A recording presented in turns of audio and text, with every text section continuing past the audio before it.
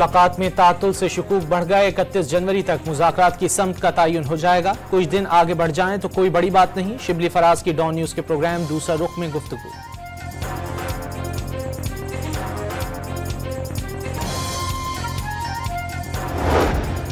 Overseas पाकिस्तानियों ने 6 माह में 17.8 अरब डॉलर भिजवाकर रिकॉर्ड बना डाला। वज़ीर आज़म की एक एक पाई के तहफ़्फ़ुज़ की यकीन दहानी। गरीबों पर टैक्सों का मज़ीद बोझ ना डालने का वादा। इस्लामाबाद से 4.5 बरस बाद PIA की 317 मुसाफिरों को लेकर रवाना होने वाली परवाज पेरिस पहुंच गई।